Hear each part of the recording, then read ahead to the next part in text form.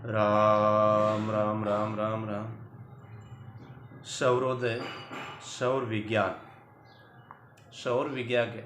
के अनुसार शुक्ल पक्ष अर्थात कृष्ण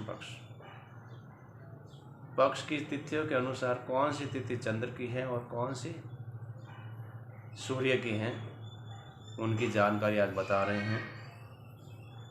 प्रत्येक मास के शुक्ल पक्ष की प्रतिपदा तिथि से तृतीया तथा प्रातःकाल प्रारंभ से चंद्र नाड़ी चलती हैं।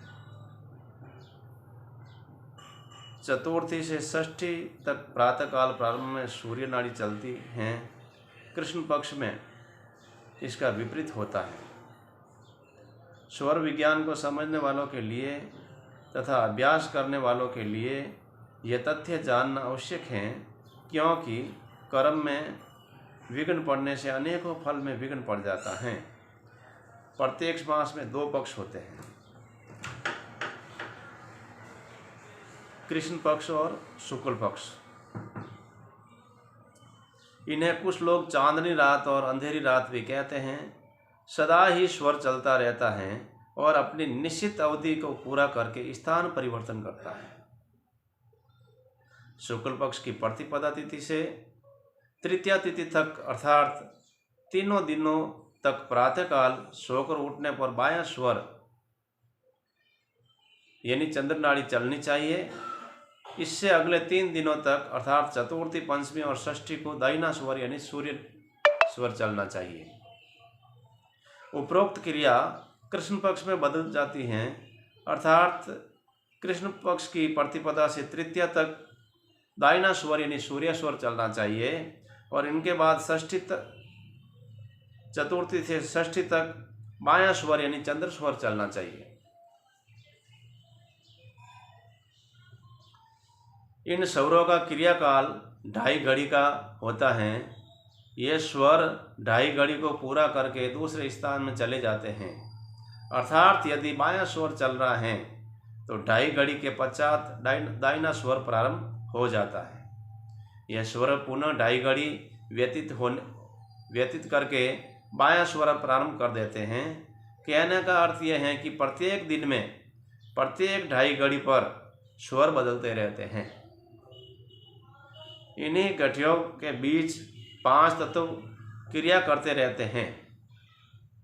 उपरोक्त प्रस्तुतिकरण के अनुसार शुभ स्वर में शुभ कार्य करे तथा करूर स्वर में करूर कार्य करे।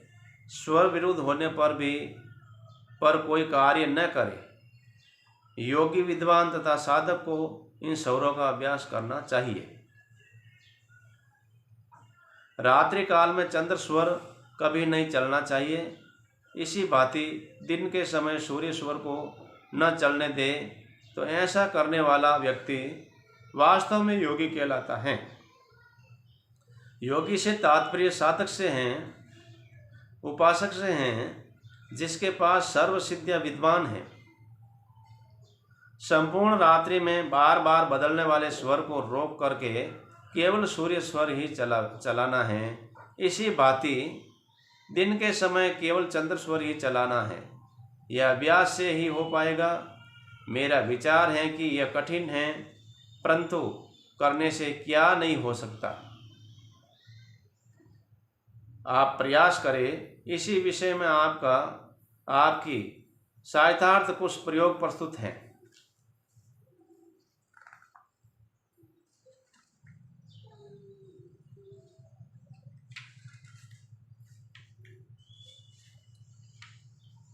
राह चलाओ सूर्य, दिन चलाओ चांद, उसकी हिफाजत खुद करे वो अंबिका माँ।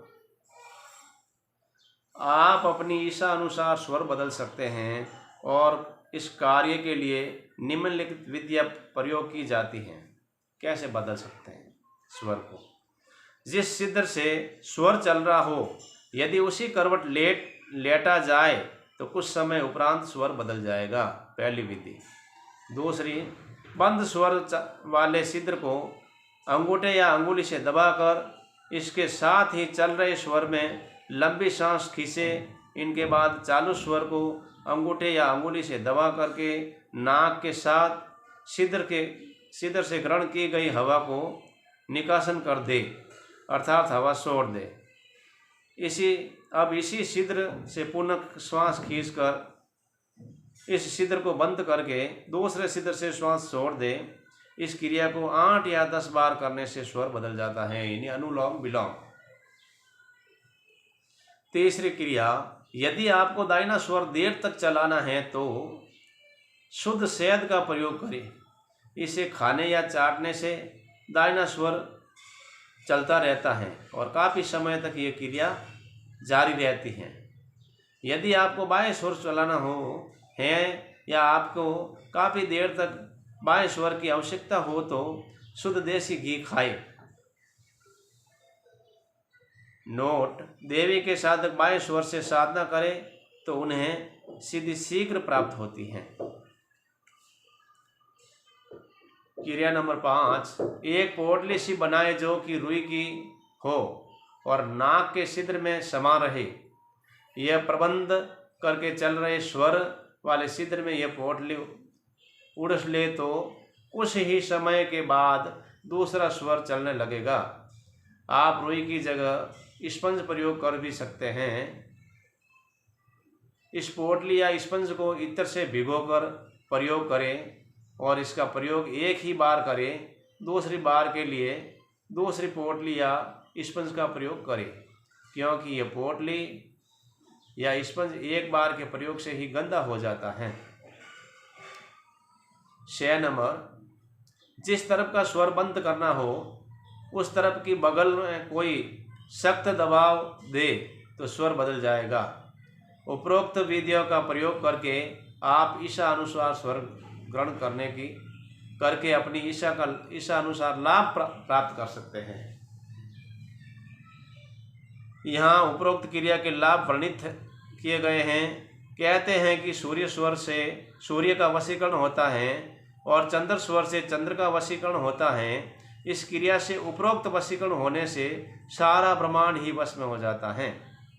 सूर्य और चंद्र का वशीकरण तभी होगा जब आप स्वर को अपने अधिकार में ले आएंगे, और यह तभी होगा जब आप स्वर को बदलते रहा करेंगे। अब स्वर को बदलने का अभ्यास अवश्य करें। जिस दिन आप इसे प्रयोग में ले आएंगे उसी दिन से आप अपने भीतर वशीकरण की शक्ति स्वयं अनुभव करेंगे। दिन के प्रारंभ में चंद्र स्वर चले और दिन की समाप्ति पर सूर्य स्वर चले तो विशेष शुभ होता है। इसके उल्ट क्रिया होने से विपरीत फल मिलेगा।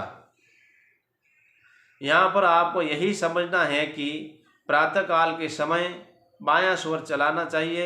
यदि नहीं चल रहा हो तो आप इसे चलाएं और उनके बाद यदि आप स्वस्थ हैं तो यह स्वर क्रिया प्रत्येक 2.5 घड़ी के पश्चात बदलती रहेगी। सूर्यास्त के समय दाहिना स्वर चल रहा है तो ठीक, अन्यथा आप दाहिना स्वर चलाएं। यह क्रिया कुछ दिन करोगे तो आप स्वयं शुभ अशुभ का अनुभव करोगे। उपरोक्त क्रिया यदि नहीं हो रही हो तो आप समझ ले कि आपके विपरीत स्थिति है। राम राम राम राम।